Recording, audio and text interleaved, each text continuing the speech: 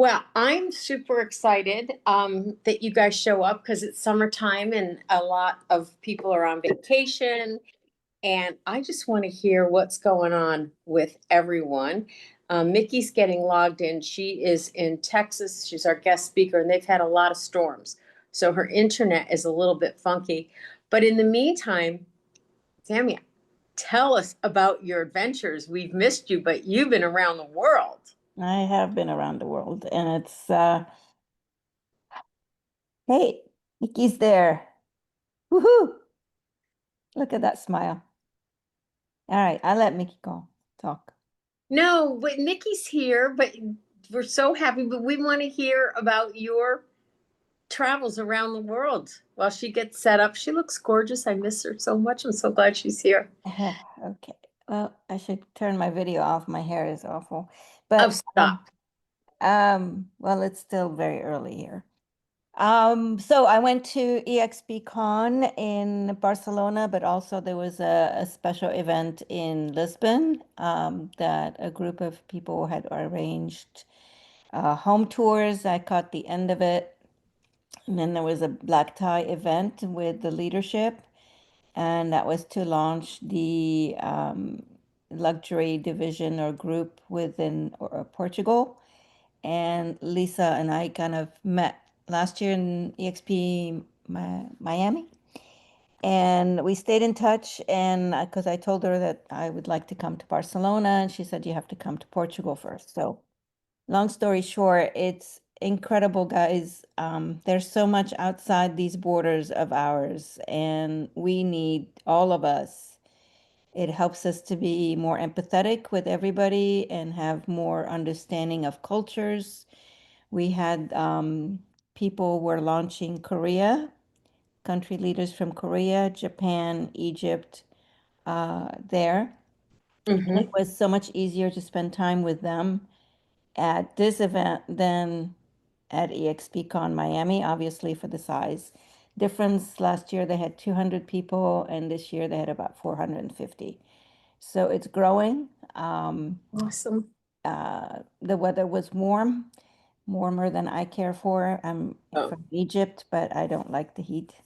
But focused on the event, did a lot of networking, a lot of collaboration. There's already a WhatsApp group for Miami. People already jumping in. I'll send you the invite. Peggy, I can just see her writing down. I'm going, wait a minute. How come I don't know about this? Yeah, so apparently they all do their WhatsApp groups for each function, and it makes it and their WhatsApp profile, because they don't do messages like we do. They don't do the same platforms. They have their whole profile, their whole, kind of like their web page. So you get to really see the person and understand who they are and network with them individually, collaboratively. But the collaboration was incredible. And in Wow. Miami last year, I heard that people really connected in Portugal Hmm. because it was such a small group. And, you could walk up to Leo and have a conversation. You could walk up to Felix. Felix did an amazing job. Felix and Glenn came in. I didn't even recognize Glenn for a minute because he had his glasses. I know, Yeah. would think. Um, but the black tie event was great. I was sweating, packing for something like that, but it worked out. So it a lot of people are there to support one another. There was a few people who were just focused on, I want to collaborate, I want to collaborate, and I have a great team, and that comes off a little bit not so great, but you put that aside and make your own network and find people. I was Hmm. able to connect with people from New Zealand. The country leader there I'd met last year, and I had no idea that they joined EXP just about the time I joined. So they're having kind of a restart. Um, so there's not going to be a build in South Africa. It's going to be an EXP Con Oh, really? in Okay. February. And then the rumor is that Paris is next for Europe. So, That's what I heard. yeah, I think a lot of people were talking about Paris. Somebody spilled the beans. from leadership. And that kind of took the wind out of Wendy's sails, I think. So they didn't want to announce a big deal. Maybe they'll do it in Miami. Here's Well, I love that you are stepping out, like you said, out of your borders. And it's funny that we use that because years ago, I'm going to say 20 something years ago, as a manager, I think it was Berkshire Hathaway back at the time. It might have been even something else prior to that. Don would know that from the 80s and 90s. They wouldn't go out of their zip code. I mean, Oh, yeah, I seriously. know. I know. I have a board of realtors here for two towns where I joined, and there was another two towns down the down the street. They go, no, we're separate. And So I had people in my neighborhood say, "Oh, you work down in Redwood City, San Carlos, not in San Mateo." I'm like, we're like right next to one another. So you're right. it, It was, and yeah, sorry, go ahead. You have to step out. yeah, You you know, do. so zip codes, and I'm going to date myself from the 80s when I first got my license. It was a toll charge. It was a long distance call Oh, just yeah. to call the town next to you.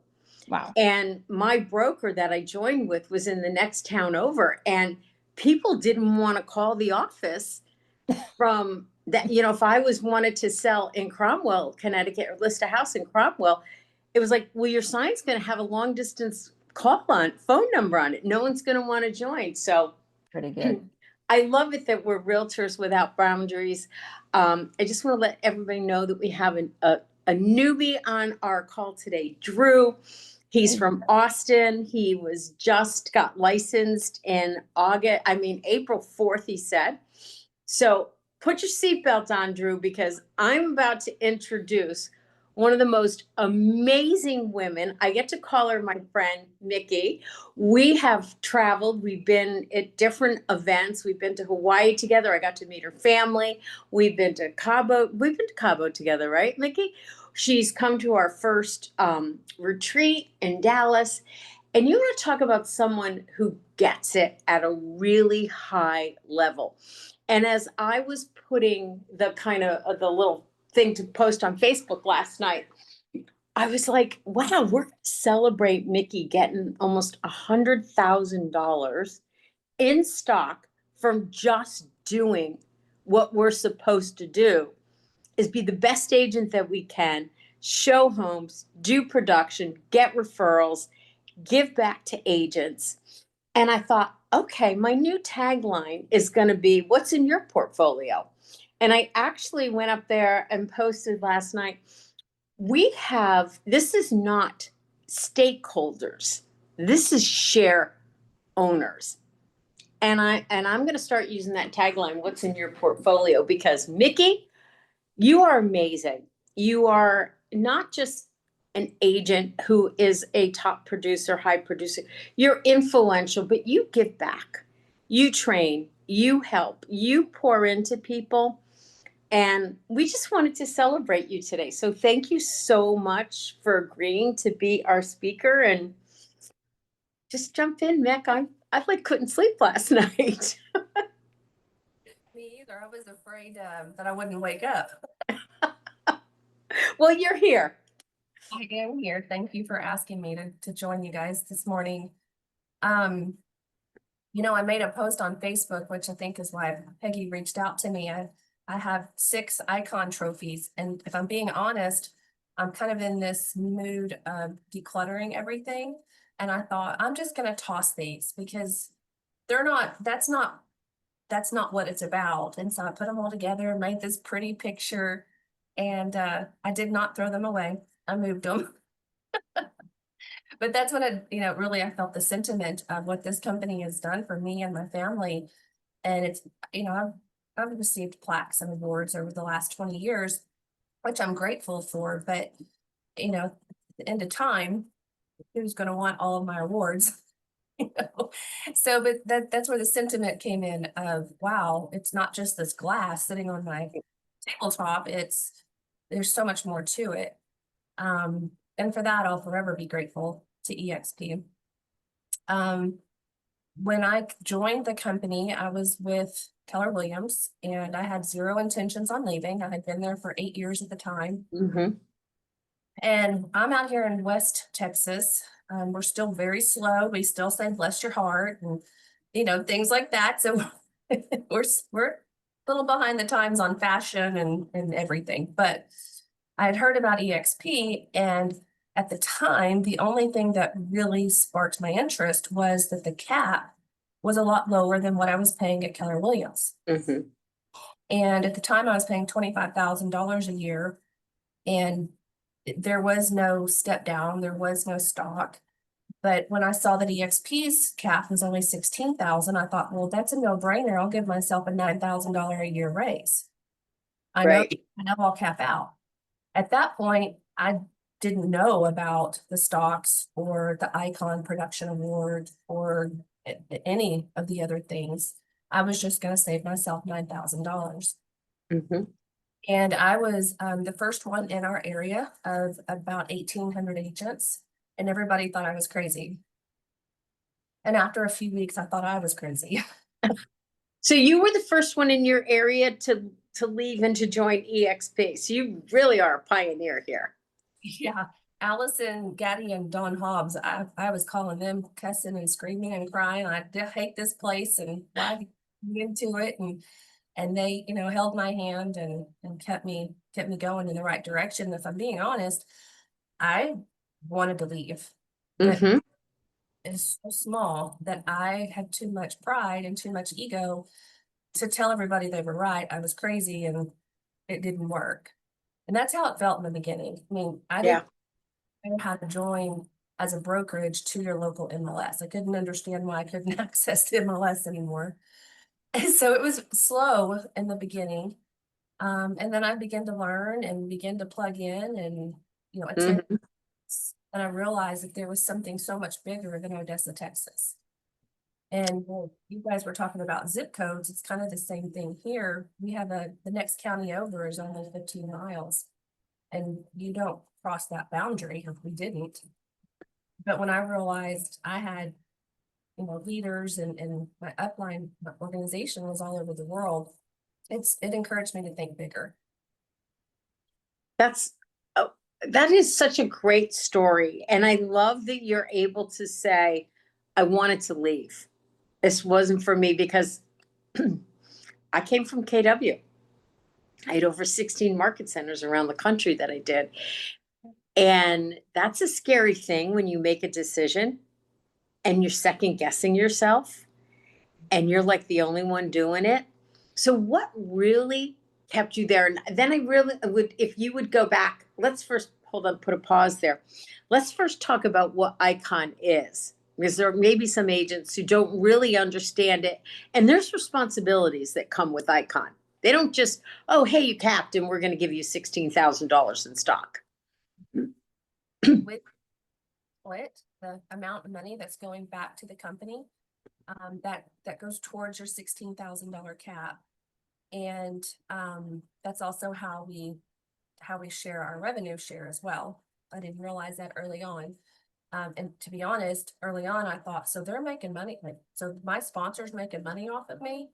And it kind of aggravated me because she's no longer even in the business. Okay.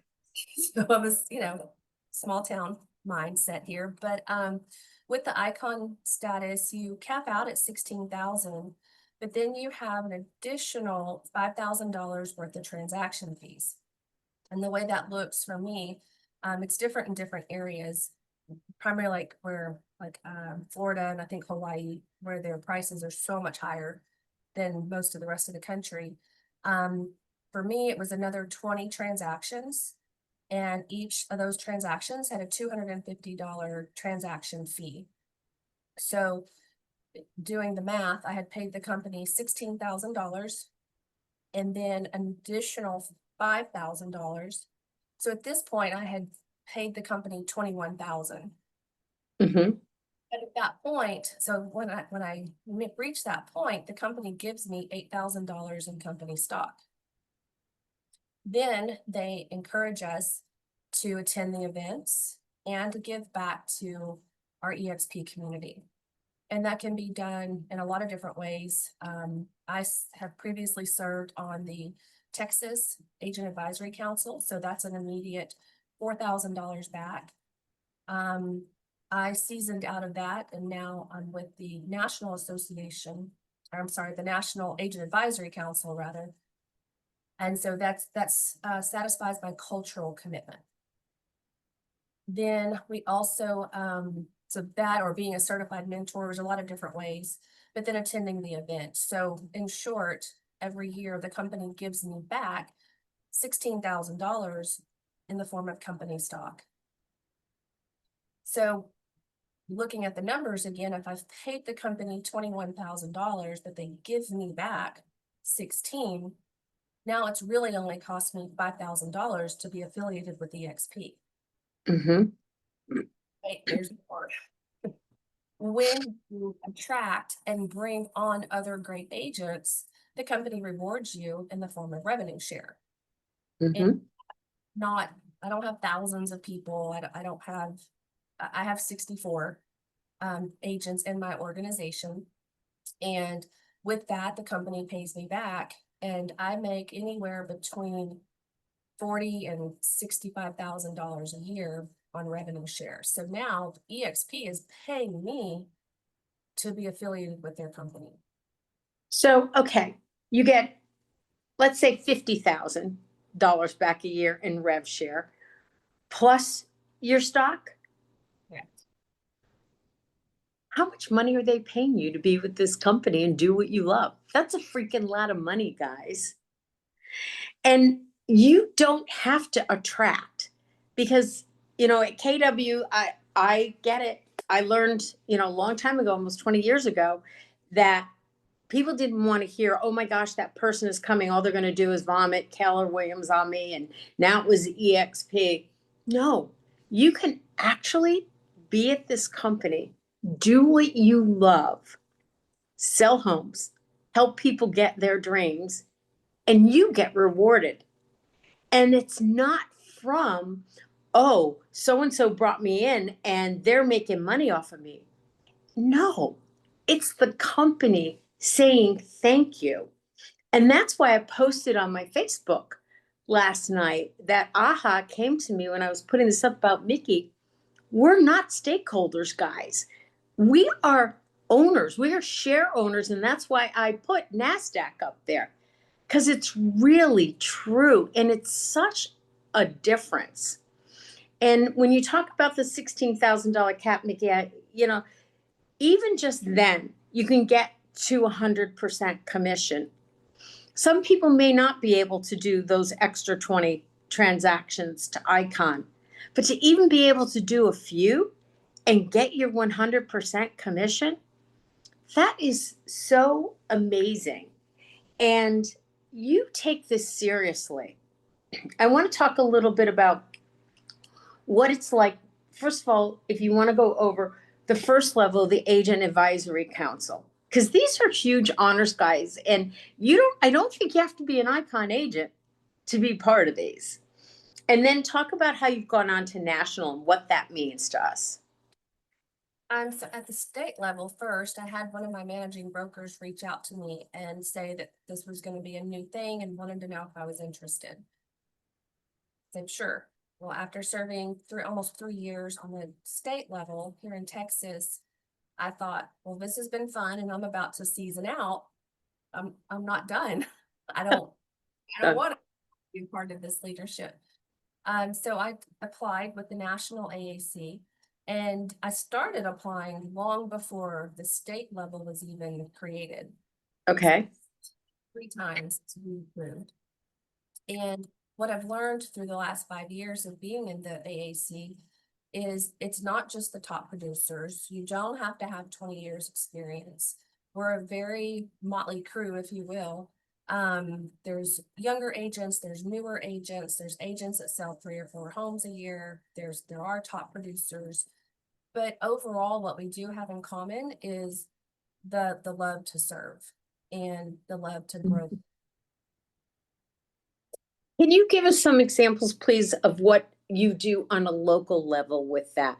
Because I'm sure there are people here that want to get involved and they just don't know what's that responsibility. And, I know at my former company, they had the ALC. And quite honestly, depending upon what office you were in, each ALC was run differently. My first office, out in California. Teeny, great. My office out in California, I went to do my first ALC meeting and I said, okay, where are the financials? I want to get them ready. And the OP said to me, oh, no, no, no, we don't tell them about our financials. And I was like, what? So I believe with EXP, we're very consistent. So if someone was at another company and they were asked to be on a leadership or whatever, it really wasn't taken seriously. It was kind of just a, a like a fake meeting that they would put the agents in, but they really did what they wanted to do. And I want people to understand that that's not how we operate. So let's talk about what you do on a state level with the AAC, and then more specifically, give me examples of what it's like on a national. And when do you meet? Ultimately, when you are a member of the AAC, you're the voice for the agents. We have almost 100,000 agents in the United States. And can you imagine if 100,000 of us were all trying to get a hold of Glenn? Yeah. Nothing would get done, right? So on the local level, I just enjoy doing in real life events, or we call them IRLs. And so it could be a coffee talk, it could be a wind down Wednesday. This Friday, we're having a girls' slumber party, and everybody's bringing out their laptops for all the changes that just rolled out. But it's just connecting and creating that community. But by being involved, and you don't have to wait for somebody to invite you, you can be the one that says, hey, who wants to join me for coffee? Mm-hmm. You don't have to be on the AAC to do that. We can do that as independent contractors with this company. But with the in real life events, I'm able to ask the agents, like, hey, what do you think about, did you sign up for Lofty? Are you pulling your hair out? Because I am. And I take that information back to, when you're on the state levels, we take that to our state AACs as a liaison for the agents. But then we also have a bridge program that we're a part of. So even though I'm in Texas geographically and did serve previously on the Texas AAC, now I'm part of the bridge work for the Rocky Mountain region. So I meet with the 6 different states in the Rocky Mountain region every quarter. So the agents at the surface level are bringing ideas or challenges to the state level. Then the state level gets the opportunity to talk to the national level every quarter. The national level meets every month. And Every month. Okay. it's always done by Zoom or Google Meet. And so what that is it's taking the surface level situations up to the state, and the state brings them up to national. National at that point has the connections with the overall leadership. So we bring things to the national leadership, and that's how changes are made for the company. So can you please give us some examples of some of the changes that you've seen and how it's impacted our lives, whether we're in California or wherever we are with this company, because we're spread all over the place. It's not just a local office and a brick and mortar. This is huge. One of the most instrumental changes that we were able to make that I really appreciated was, as an icon agent, if you had both sides of the deal, meaning it was your listing and the buyer came either unrepresented or whatever your state requires, if there was only one agent involved and that was you, used to, we would only be able to pay that $250 cap fee per transaction. But we went to the national level and said that that's not right. We are still working 2 transactions, one for the buyer and one for the seller. Mm-hmm. Now they do allow us to do the $250 per side. That's huge. It really is. And the other thing would be, used to, if we referred a lead to another EXP agent, let's say 25%. Now, as an icon agent, I didn't get to pay my $250. I only got to pay 75% of the $250. Oh, Challenge that created was, as an icon agent, when I'm trying to give the company additional $5,000, and you're not allowed to just write a check for it, you have to have those closings. We were saying, well, we'll just go refer to our friends at Keller Williams so that we could get the full 250. And when she realized, oh, now that helped, us at the local level. But everything from the regional rallies, because it's hard for every agent to go all the way to Miami, or just too much. mhm. So now we do the regional rallies where it's centralized in each state, and agents do have a better opportunity to go. So those are just some of the ones that come top of mind. And sometimes these issues take longer to, figure out, to take care of. And sometimes we're told we don't do it that way, and here's why. And once we understand, oh, okay, we'll quit complaining, and we'll tell our colleagues why EXP does it this way. Versus just having, well, it's the way we've always done it, so we're going to do it, quit complaining. They help us to understand why the changes are being made that are being made. For example, my oldest daughter was EXP staff for 5 years. She was actually a manager here in Texas. What? She recently got laid off. And Mhm. Mama heart was really torn because I thought, well, I'm the biggest cheerleader I know for EXP, but they just fired my daughter. Right. How do I feel right now? And in being able to go, why are we laying off all these people? Initially, they explained that we are not just a national company, we're an international company. So why would we only have American staff?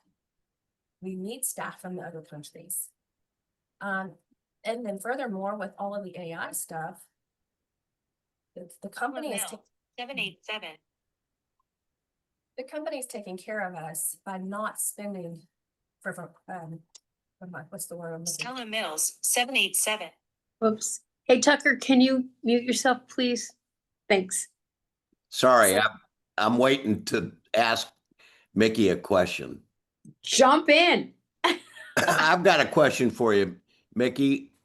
I consistently make at least $300,000 to $400,000 a year, and I know that there are many icon agents that make far less than that, 125,000 or whatever. Why is the bar so high for commercial agents at 500,000 and 10 transactions? Right. That's a great question. I don't know the answer, but these are the conversations that I like to have to be able to go back to the AAC. And I want to just jump in on that because it's not just commercial agents. When you were talking about high price, it has to do, California, they are never doing 20 transactions a year out there as agents. It's very rare that an agent will sell, at cap and then sell an additional 20 homes. However, their income is at 500,000.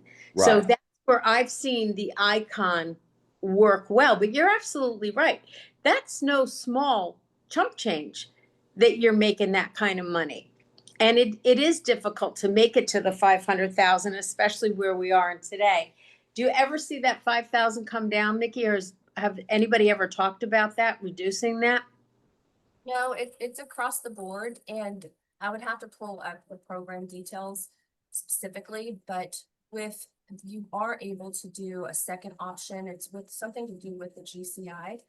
It doesn't affect me personally, so it's hard for me to, have all that knowledge top of mind. Oh, that's what it is. The 500,000, isn't it? Don, do you know about Yeah, that? Yeah, it's 500,000 500,000 GCI. It's It's fine. GCI, yes. Right. But Gross commissions earned, right. and I do luxury housing as well.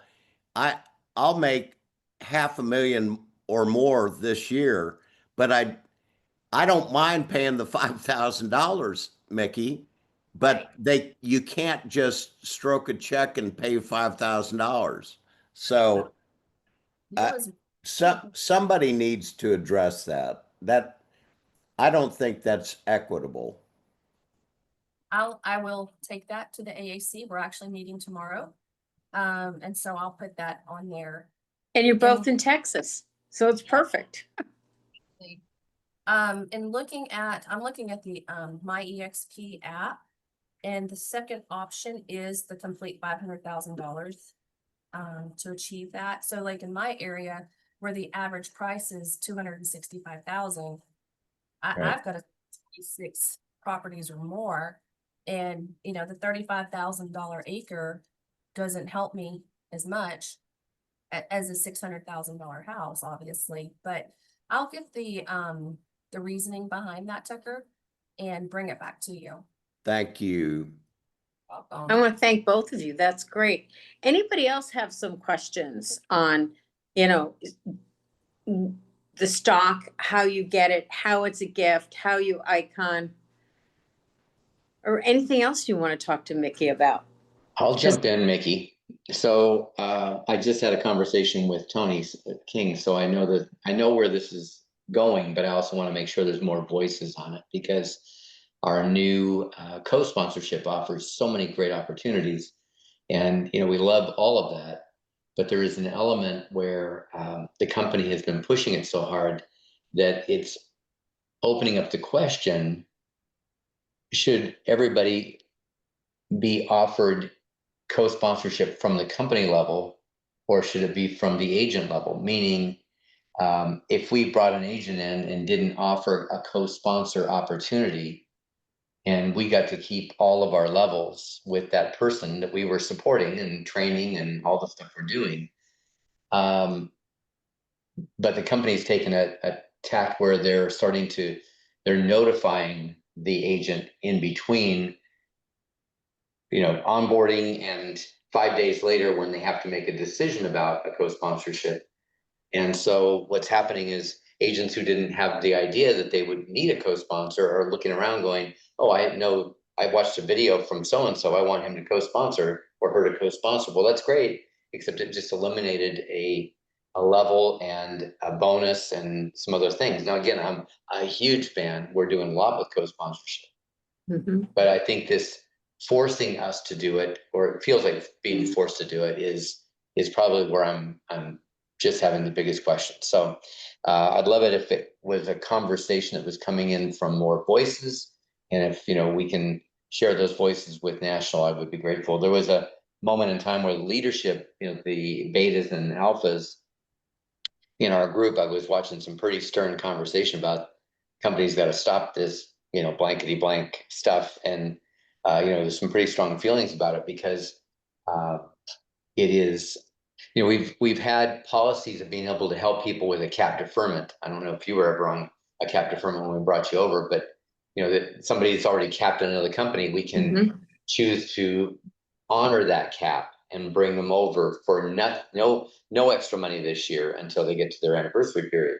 But that was optional. We got to offer that. Right. We have, we can put a, what are they calling it now? The LOI was the equivalent, but now it's the revenue share placeholder, I think, whatever it is, whatever that name is, that we've got that. We can use that if we need to. It's a tool that we as sponsors and leaders in the company can use. But this thing with co-sponsorship seems like it's out of our control completely. So I'm not a big fan of what's going on with that. I'm a big fan of co-sponsorship. I think it's brilliant. Love it for the good it does. It's fabulous. And there's this one place where I feel like it's forcing us to lose dollars and cents.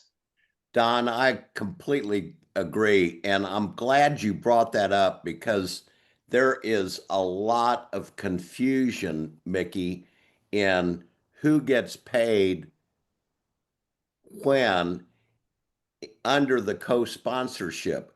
And I've got somebody that told me that both the sponsor and the co-sponsor below level 2, the co-sponsor, they both get paid all the way down through level 7.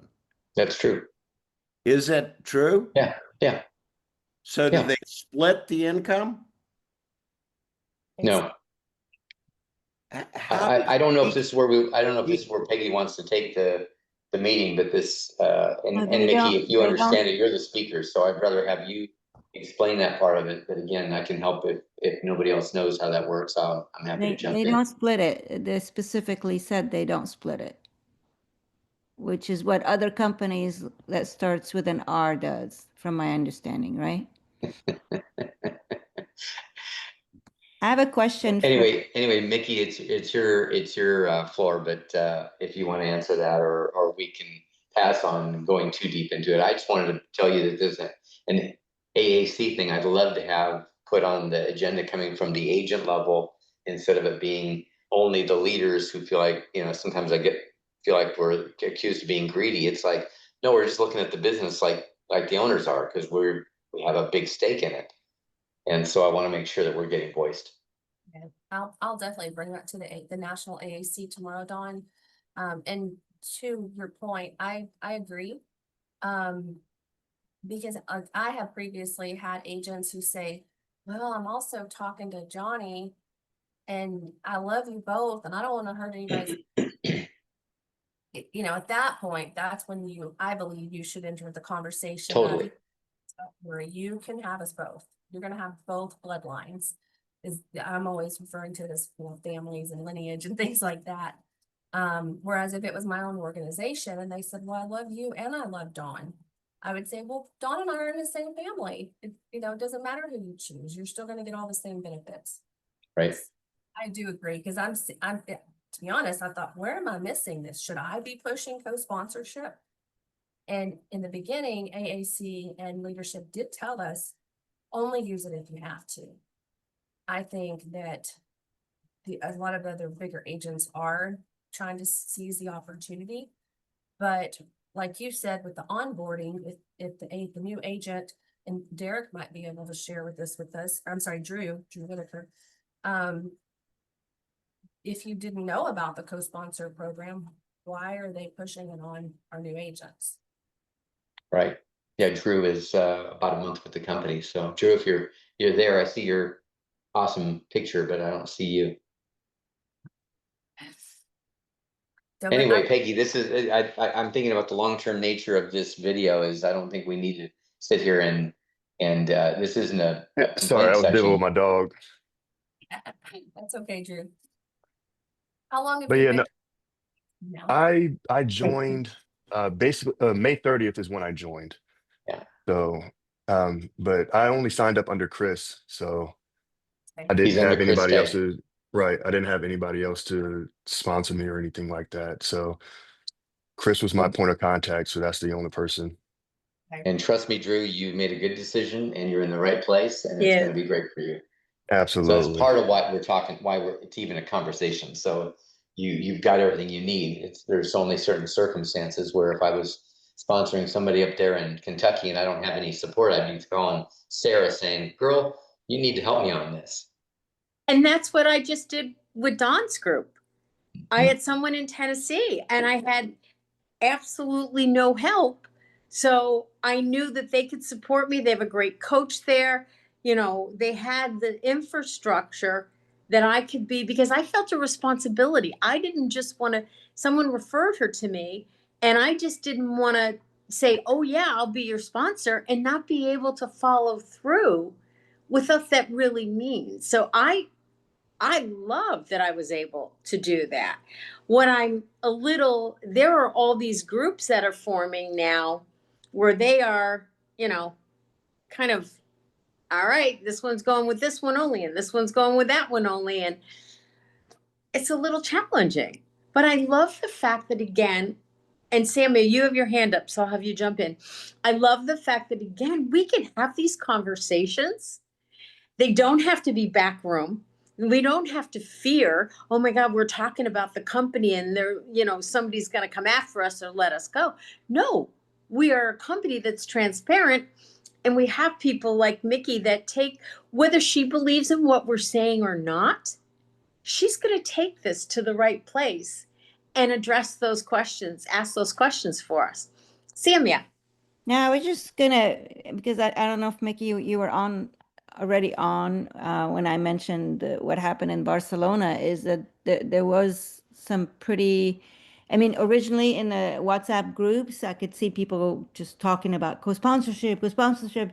But then when I got there was just one person who was just coming over to every table, saying, "Hey, by the way, I'm so and so. If you need any help with co-sponsorship, I'm your guy." And I'm like, whoa, we don't even know who the heck you are to even want to talk to you about that. So there's going to be people like that in every corporation, every entity. And I think if we could all help each other stay in the culture, like I met for 2 hours on Monday with a person in my area that has been with the company since 2017, and he's not into going out and attracting. And I said, well, why don't the two of us get together and work on these people? We need a stronger presence in Northern California. And he said, let's do it.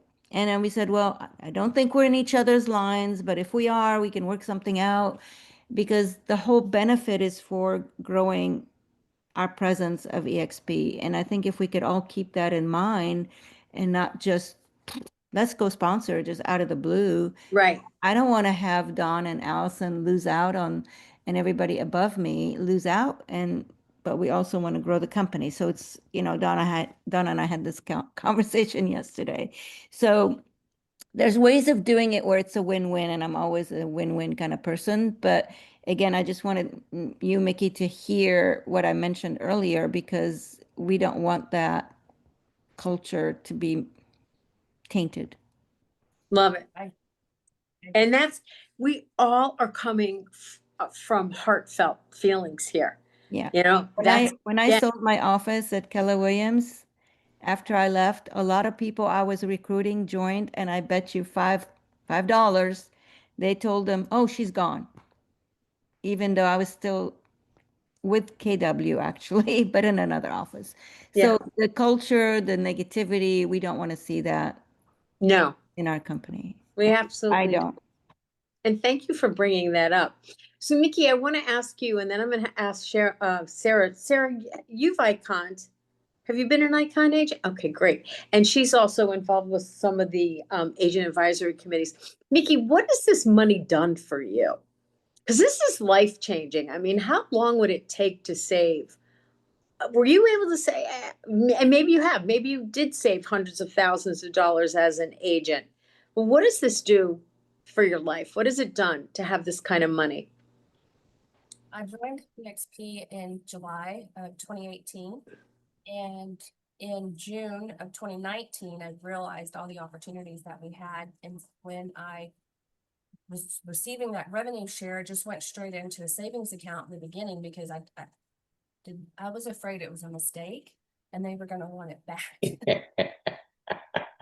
That's funny, but that's true. Different companies like, oh, oops, we overpaid you by $2,800. We're going to charge your credit card. I'm like, no, wait. How was I to know you overpaid me? I really was afraid it was a mistake. I thought, I'm just going to hold this here just in case. And when not a mistake, I really just kind of stumbled on this. My assistant at the time said, my friend's going to sell their house. And I said, great, I'll pay you a bonus for the referral. And I went over there, and I've been taunting my husband about buying an investment property. And my husband's way more conservative than I am when it comes to money and just getting out there. But I went to this listing appointment and I said, I'm sorry, I can't sell your home. And they said, well, why not? And I said, because I want to buy it. And I had enough money put back for a 20% down payment. The house was only $186,000, but the come from revenue share. My first revenue share check was $1,700. And it was just because I think it was 2 or 3 other agents came with me from my previous brokerage. And so that's why I was like, what is this money? Why do I keep getting these deposits? But that's how it started. Because my husband is so frugal, we call ourselves frugal McDougalls. That's cute. We had already paid off our home, which we've owned for 23 years. So we bought this house for $62,000. It wasn't like we paid off $1 million property, but we used that revenue share as our down payment. And we agreed that we would make the minimum mortgage payment because I didn't want to surprise, if the tenant moved out and it sat there vacant for 6 months. I didn't know what to expect. Mm-hmm. The the renter would make their $2,500 payment, we would throw that at the principal. And then every revenue share check that I got, we would throw that at the principal. So we paid off that first mortgage within 18 months. Then we went and I said, well, that was easy. Let's do it again. My husband was like, it was a fluke. No, don't do it again. Don't push. So we bought the second one and did the same formula where we made the minimum payment just in case. So it was already in our budget. We were already used to letting go of that money. But now we are making principal payments. We're under contract now on our 6th investment property. Wow. Every bit of it has come from revenue share or the stocks. And there's some caveats with the stocks. You don't just get it, they don't just hand you that money. It has to be vested. But any money that you contribute to the agent equity program, meaning 5% of your production commission. Bingo. Yep. So I was going to probably blow that money. It was only 5%. So whether it was $200 or $2,800, that extra 5% was also going into the stocks, which I have access to that the day after I put it in. And the brilliant thing about that is, guys, think about this. When you are talking to other agents who are paying a franchise fee, unless it's capped, like KW's franchise fee, it goes on forever and ever and ever. So they're used to having that money come out. And I use that in a conversation all the time and the great thing is you can buy stock and it will do this. Now, yes, people say, well, why would I want to buy your stock? It's down. Well, a lot of stock is down, but it also goes up. And it's a savings, it's future. So Mickey, everything that you've just done with these little nuggets of telling us, you didn't blow the money, you did this, you did that. That's huge opportunity. More than what you had at KW. And, I was at KW 17, 18 years. I got a great education there. I am never going to say anything about that company because it was a great company at the time. And now I get to be with a company that's at the next level of that. And as I said, to really make us an owner versus a stakeholder. So anything else you want to add on that? Because you have just built your portfolio tremendously. And I always get kind of nervous talking about it because I don't want to come across as bragging. Before I joined EXP, my bookkeeper in 2017 said, okay, well, here's what you owe in taxes. And it was almost $100,000. And I said, Brent, well, how much do I still owe after all the quarterly payments that I made? And he said, $96,000. And I said, oh, where did all the money go? And he said, I don't know, Miss Louis Vuitton. I don't know, Miss Florida. And what? That's my skill to spend it. Well, you can't write off a Louis Vuitton. You're not doing it in a smart manner. You can't write off the trip to Florida. You've got to learn all these things. It didn't just happen overnight. I've been in the business. This is my 25th year. So I don't want to sound like I'm bragging by any means. It's just a matter of, for me, growing up a little bit and being smarter with my money. But when we close on this next transaction rather, we'll own $1.8 million in property here in Odessa, Texas, where the average price point is $250,000.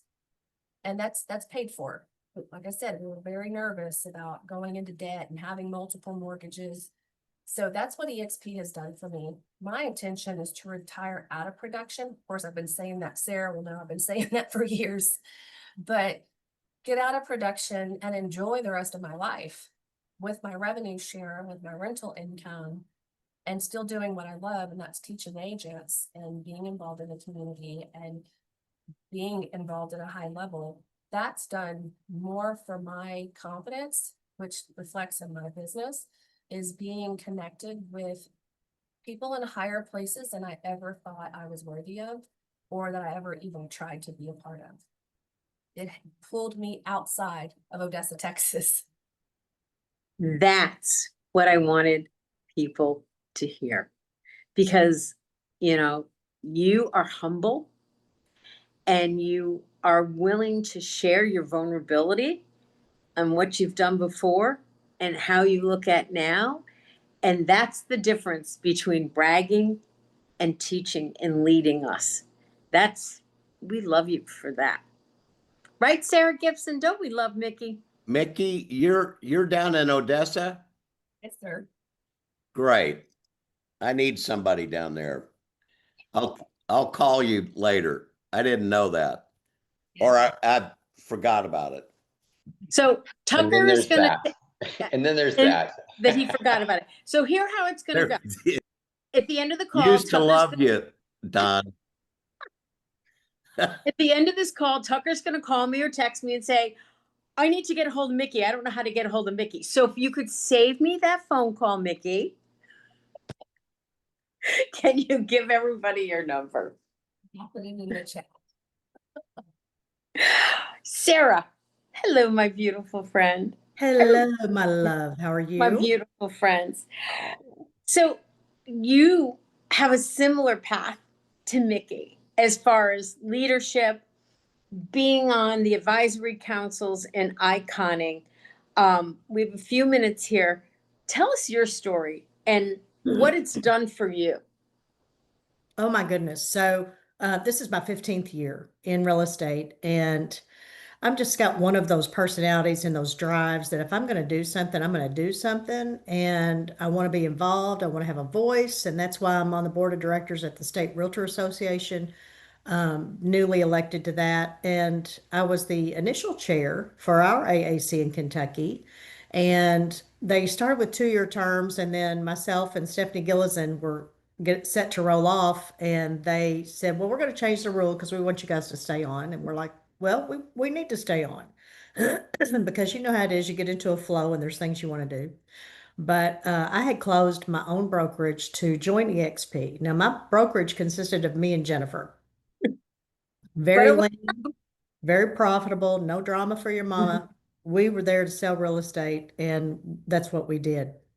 So when Colette McDonald approached me about EXP, what caught my attention was the education, first and foremost, because I'm an education junkie.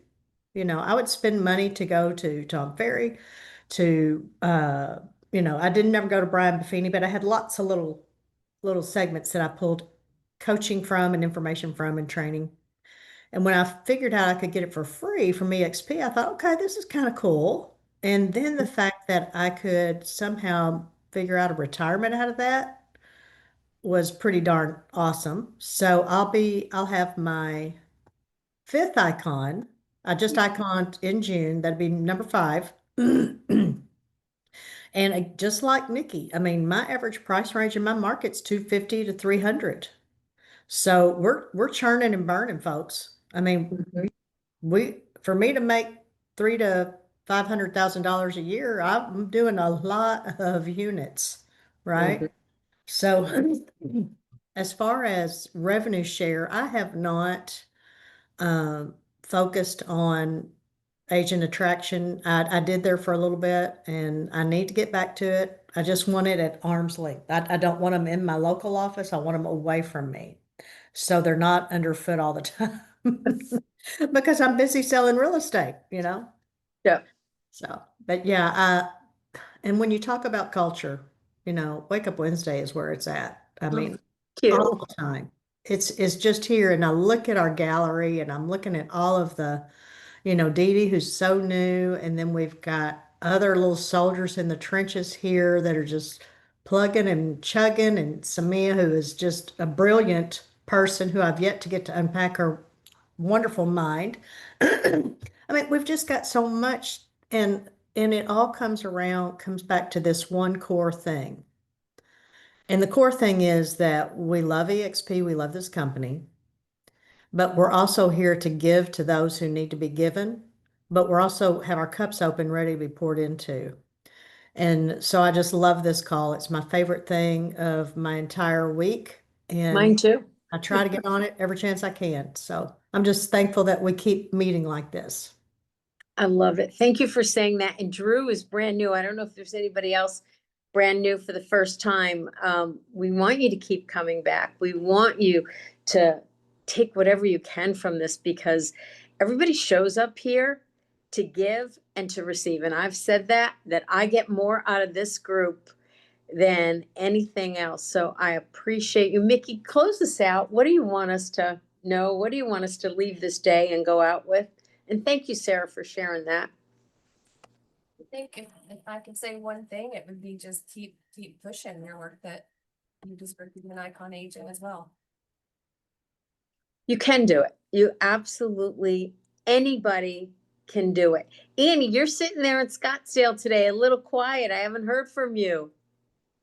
Yeah, I'm starting well, I had a whole bunch of more things to say about for the council, but I think I'll save it for my state council things that I have. But I just want to say the same thing with Sarah. I don't miss it. And I love building the relationships with all of you and getting to know you and knowing that if I needed to, I could call Sarah and say, hey, I need help on something. And she would in 2 seconds give me help. And that's what Drew, that's what it's all about is consistency and getting plugged into a mastermind that's going to feed you and get to know other agents across the country because they will eventually send you a referral.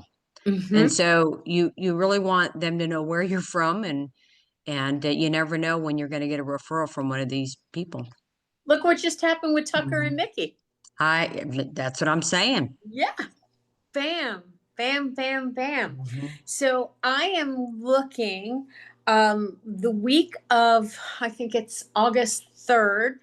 I've been asked to be a speaker at Build at Sea. So I am like over the moon excited about that. So I'm going to be somewhere out in the middle of the ocean. I'm looking for someone to host it. If you've got a speaker, if you guys want to come together and do that, that's awesome. I would love it. But definitely, Sarah, you holding up a note for me? Sorry. I'm just trying to figure out where I'm going next. What's the date?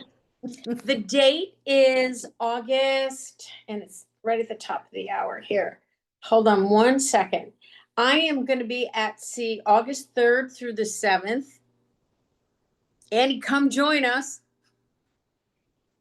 So I'm going to be speaking there, and then I'm looking for someone to help host it that week. And then the week of September 15th and 16th, I'm going to be at the women's event speaking in Orlando. I know Sarah's going to be there. If there's anybody else who wants more information on that, we can get you. But I definitely need someone for August. What is that? Sunday, Monday. Is that the 6th? August 6th. So who's got their hand up? Anybody? Anybody want to jump in and say something? All right, this hour went fast. Mickey, thank you for being vulnerable, for sharing with us and not bringing your ego to the table, because that's what this is all about. Is I say, come as you are, tell us whatever you can, and everybody's safe here. So make it a great week, guys. I will see you. Thank you, thank you, thank you. Bye, everybody. Peggy, Thank you, can you Peggy. stay a minute? Thank you, Mickey. Thank you, Peggy. Thanks. Peggy, can you stay a minute? Yeah, I can. I'll turn off the recording if I can figure out how to do that. You can. I can. Let me just, you know what, this thing. All right, let's have everybody jump off. It's okay. I just have a question if you know anybody in Houma, Louisiana. Oh, I don't, but Stacy, who was just on the call, Stacy, she's from Louisiana, but I don't know where Huma is. it's an hour southwest of New Orleans. She might know someone. Do you have Stacy's number? No, I don't. Hold on just a moment. Hello, Carlene. Stacy with an I, S-T-A-C-I. Stacy Bray. No, this is Stacy. It's S-C-H. Oh, I saw that name. I didn't recognize. Wittay. Okay, hold on. Let me write it down. And let me see if I can just, I'm see if I- I'm rooming with an agent who was at EXP, left and went to Rio. I'm rooming with her at the Star Power Conference, and that's where she is. And she said, "Oh, oh, thank you. you're All, welcome. all cloud brokerages are the same." And I'm like, I'm not gonna bring it up, but she said she joined them because she had local support.